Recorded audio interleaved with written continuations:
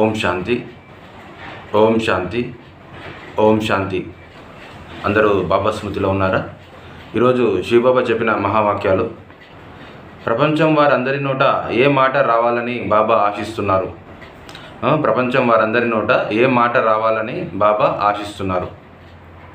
స్వయం భగవంతుడు శివబాబా వీరిని ఇంత అదృష్టవంతులుగా తయారు చేశారనే మాట రావాలి. స్వయం భగవంతుడు శివబాబా వీరందరినీ ఇంత అదృష్టవంతులుగా తయారు చేశారు అనే మాట రావాలి. ఈ సంస్థ మంచి కార్యం చేస్తుందనే మాట శివబాబాను ప్రత్యక్షం చేయలేదు, నిమిత్త ఆత్మలు ప్రత్యక్షమవుతారు. ఈ సంస్థ మంచి కార్యం చేస్తుందనే మాట శివబాబాను ప్రత్యక్షం చేయలేదు, నిమిత్త ఆత్మలు ఎవరైతే ఉన్నారో ఈ సంస్థలో వాళ్ళు ప్రత్యక్షమవుతారు అని బాబా చెప్తున్నారు. నెక్స్ట్ పాయింట్, మాతల గురించి బాబా ఏ విధంగా తెలియజేశారు?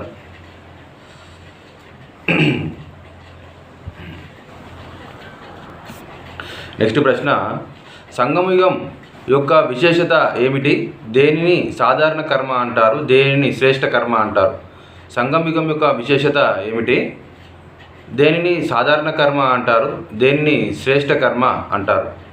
సంగమయుగం యొక్క విశేషత ఇప్పుడిప్పుడే త్యాగం, ఇప్పుడిప్పుడే భాగ్యం.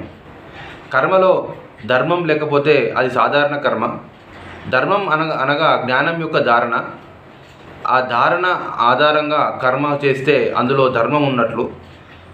జ్ఞానధారణ, దివ్య గుణాల ధారణ ఉంటే సంగమయుగంలో అసంభవం కూడా సంభవం అయిపోతుంది.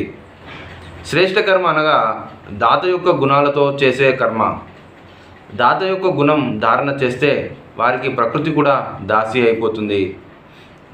ప్రపంచం వారందరూ సేవార్థం అన్ని సాధనాలు సమర్పణ చేసేస్తారు. బాబా చెప్తున్నారు, సంగమయుగం యొక్క విశేషత ఇప్పుడిప్పుడే త్యాగం, ఇప్పుడిప్పుడే భాగ్యం.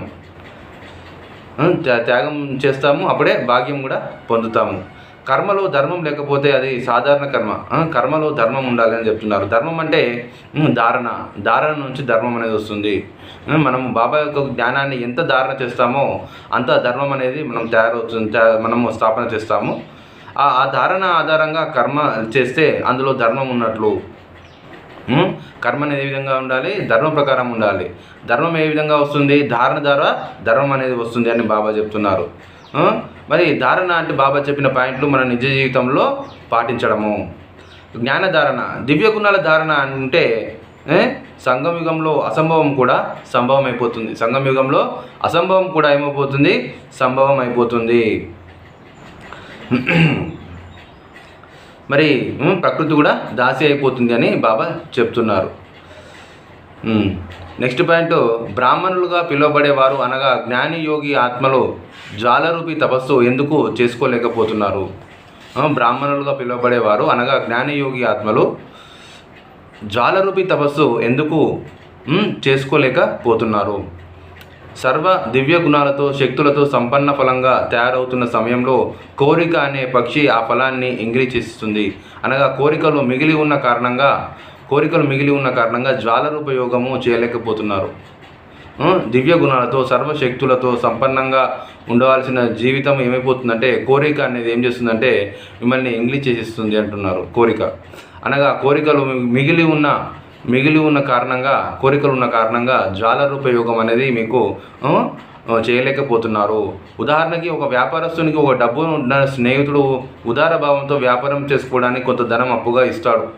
అప్పు తీసుకునే చేసేవారి వ్యాపారం వృద్ధిలోకి వచ్చినప్పుడు అప్పు ఇచ్చిన పెద్ద మనిషి ఇంకా ఎక్కువ ధనం ఇచ్చి వ్యాపారం వృద్ధి చేయమన్నప్పుడు దురాశతో రెండోసారి పెట్టుబడి పెట్టిన వ్యక్తి యొక్క అప్పు తీర్చకపోతే ఎంత మోసం చేసినట్లు. అదేవిధంగా మన త్యాగానికి ప్రతిఫలంగా డ్రామా మనకి ఎక్కువ సదుపాయాలను సమకూర్చినప్పుడు ఆ సదుపాయాలను విశ్వసేవలు ఉపయోగించకుండా స్వయానికి ఉపయోగించుకుంటే అది చాలా నష్టము. బాబా చెప్తున్నారు, మనం జ్వాలరూపి తపస్సు ఎందుకు చేసుకోలేకపోతున్నామంటే కోరికలు ఉన్న కారణంగా చేసుకోలేకపోతున్నాము అని బాబా చెప్తున్నారు. మనము ఆశ అనేది ఎక్కువగా పెట్టుకోవద్దు. దురాశ దుఃఖానికి చేటు అంటారు. ఈ సంగమయుగంలో సాధారణమైన జీవితం ఉండాలి, ఉన్నతమైన ఆలోచనలు ఉండాలి. ఎప్పుడు కూడా ఆశ అనేది ఎక్కువగా పెట్టుకోకూడదు అని బాబా చెప్తున్నారు. ఆ కోరికలు ఉన్న కారణంగా మనము జ్వాలరూపి తపస్సు చేసుకోలేకపోతున్నాము. ఓం శాంతి. మధురాతి మధురమైన ఆత్మిక తండ్రికి ఆత్మిక పిల్లల యొక్క ప్రియ స్మృతులు మరియు నమస్తే. ఈరోజు సమానం వచ్చింది. ఈరోజు సమానం వచ్చేసి నేను జ్వాలారూపి స్థితిని ధారణ చేసే ఆత్మను. నేను జ్వాలారూపి స్థితిని ధారణ చేసే ఆత్మను. ఈ సమానాన్ని 20 సార్లు రాయాలి. రోజంతా సమానంలో ఉండాలి. మరియు చార్ట్ కూడా మార్కులు వేసుకోవాలి నిజాయితీగా. అచ్చా. ఓం శాంతి.